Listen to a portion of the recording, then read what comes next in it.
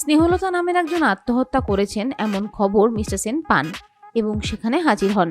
স্নেহলতার মৃতদেহের পাশে একটি বিষের বোতল পাওয়া যায়। মিস্টার সেন বাড়ির সবার থেকে জানতে চান যে আত্মহত্যার সময় তারা কে কোথায় ছিল। স্নেহলতার বর অনিরুদ্ধ জানায় সেই মুহূর্তে তিনি বাড়িতে ছিলেন না, বাজারে গিয়েছিলেন।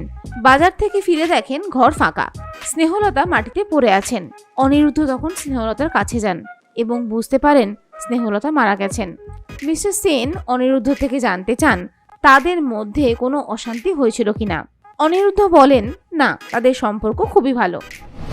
স্নেহলতার শাশুড়ি জানান যেহেতু রোববার তার মেয়ের কলেজ ছুটি, তাই তিনি মেয়েকে নিয়ে আত্মীয়ের বাড়ি যাচ্ছিলেন, কিন্তু রাস্তাতেই এই দুঃসংবাদ পান এবং তাই তারা ফিরে আসেন।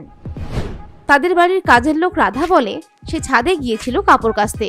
অনিরুদ্ধ এসে যখন ডাক দেয় তখন নিচে নেমে আসে আর দেখে স্নেহলতা মৃত অবস্থায় পড়ে রয়েছে। এদের সবার সাথে কথা বলে মিস্টার সেন বুঝে যান স্নেহলতা আত্মহত্যা করেননি, বরং তার খুন হয়েছে। আর এও বুঝতে পারেন খুনটা কে করেছে। তোমরা কি বুঝতে পেরেছো স্নেহলতার খুনি কে?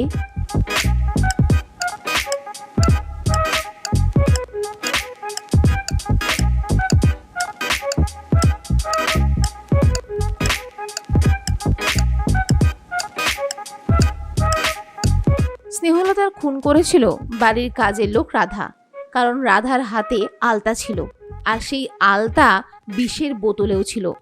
তার মানে খুনি হলো রাধা।